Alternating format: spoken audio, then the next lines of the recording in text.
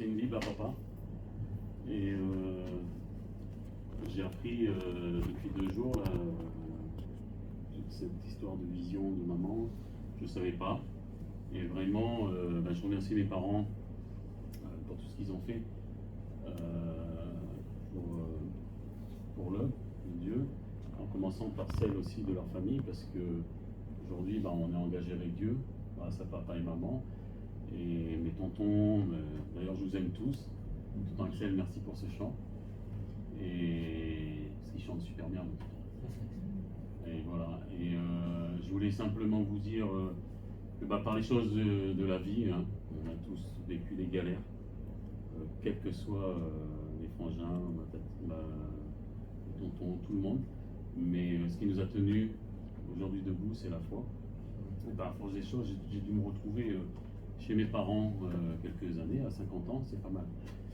Et là, je pensais que c'était une mauvaise chose, je pleurais et tout. Et ce qui s'est passé, il faut comprendre que c'est quotidiennement qu'ils ouvraient la Bible, qu'ils chantaient, qu'ils priaient.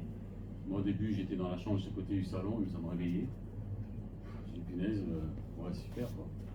Et au fur et à mesure, j'ai appris à apprécier la chose, parce que quand papa était fatigué, maman, savoir qu'elle s'est occupée des années de ma grand-mère, des années de mon grand-père, 10 ans de mon papa. On a oublié un petit peu tout ça. Quand elle a craqué à la fin, je ne l'ai pas compris, j'ai dit punaise, machin. Et à la fin, donc j'étais là, je disais maman, reste dormir, je réveille papa, je vais le doucher, je vais l'habiller, et après on va aller déjeuner.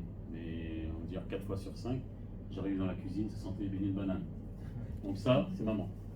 Beignets de banane. Elle faisait des beignets et je passais un temps avec eux, on écoutait du Chopin, on chantait. Et puis après, jusqu'à la fin, je voyais maman, elle prenait papa, il ne comprenait plus trop des fois.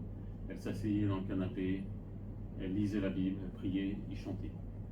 Et moi, je buvais mon café à côté, je regardais. Et voilà, je veux dire que merci pour cet héritage, parce que quand papa, avant de partir, je lui dis papa, il faut rentrer. J'ai compris on avait compris qu'il allait partir. J'ai dit on va s'occuper de maman. T'inquiète pas, on est tous les 5 à côté d'elle. Et merci pour l'héritage qu'il nous a donné. C'est pas des biens, des maisons, tout ça. Mais par contre, il nous a donné la passion du Christ, la foi, la compassion, le sens du devoir, le sens du travail. Vraiment, on essaye d'aider les gens aussi, faire ce que Jésus a fait avec nous.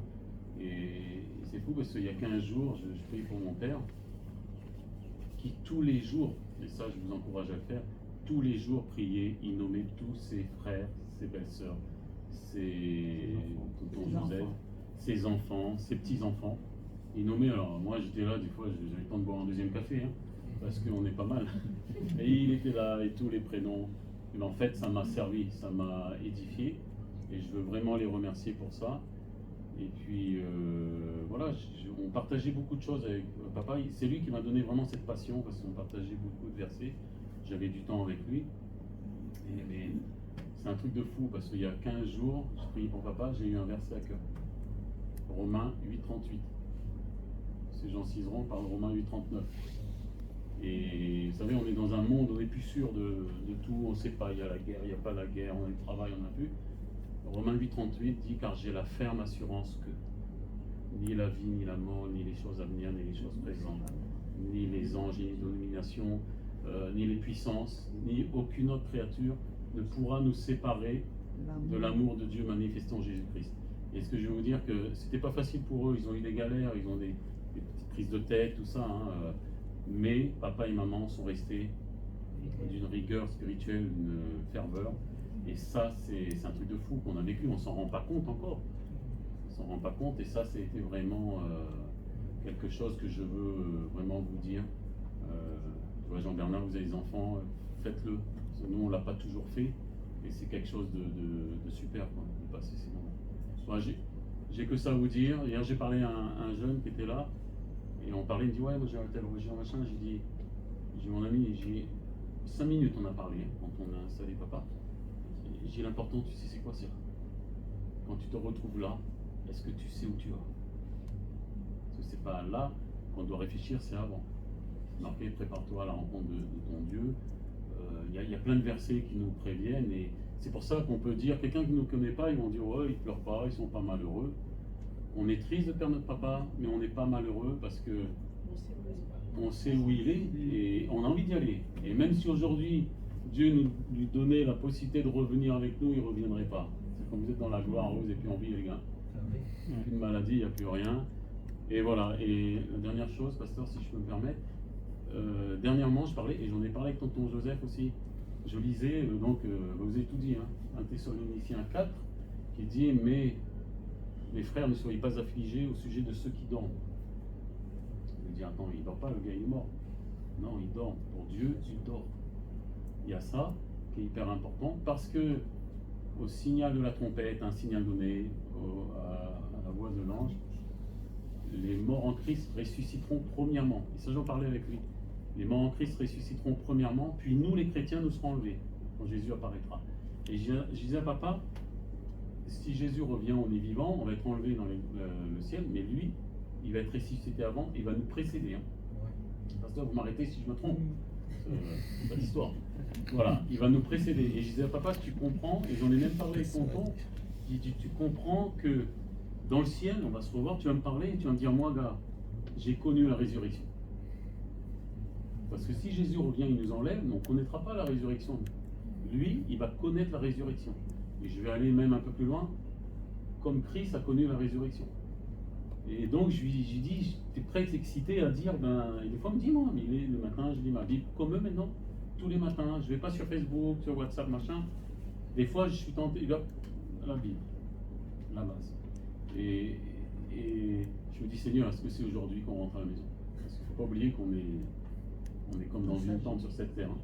On peut avoir des biens, vous savez, je suis dans un métier où j'interviens sur beaucoup de décès. Et j'interviens avec mon ami Daniel aussi. Il connaît aussi ce que c'est. Et c'est triste quand vous arrivez dans des maisons, c'est des palaces, vous avez des porches, vous avez ce que vous voulez. Il y a quelqu'un qui est décédé et c'est l'horreur. Parce que vous voyez que les gens ne sont pas préparés, ils ne savent pas où sont les personnes. Moi avec Philippe, tu vois papa, et on lui a dit papa, bientôt tu vas rentrer voir Jésus, tu vas retrouver tes frères et tout. Et il m'a pris la main comme ça, et j'ai pris une photo d'ailleurs parce que ça m'a touché. Et bon, après on a rigolé parce qu'il avait encore des phrases un petit peu. Bon, il se comprenait. Des fois il était incohérent, mais des fois il était trop. Et puis il me regarde avec Philippe, il me dit allons avec moi.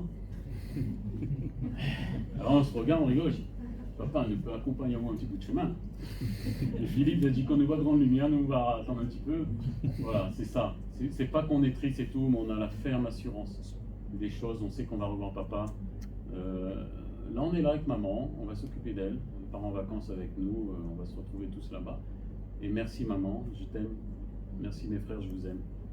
Merci papa, je t'aime parce que, ben voilà, je dis quand vous arrivez dans... J'échangerai pas ça, ce que papa et maman m'ont donné contre 50 maisons sur le front de mer Saint-Leu. 50, même 100. La foi, c'est ce qui nous reste. Notre âme, il faut vraiment régler le problème, on va dire, de savoir à qui vous la donnez. Parce que si vous ne la donnez pas à Dieu, ce sera à quelqu'un d'autre. Voilà. Et la seule chose, c'est que le pasteur, il disait à un moment, il y a une décision à prendre. Jésus, dans l'Apocalypse, il dit, voici, je me tiens à la porte et je frappe. Si quelqu'un entend ma voix, ça ne suffit pas. Il y a plein de gens qui entendent la voix de Jésus, mais ils entendent la voix de Jésus.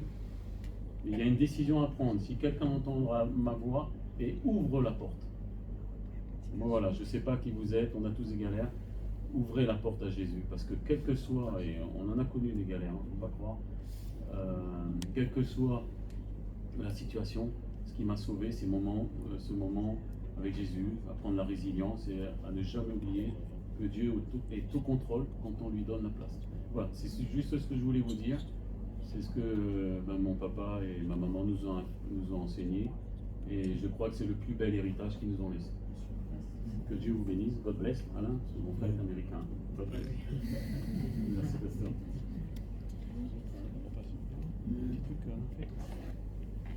On remet la main où? On peut remettre. Ouais, c'est possible.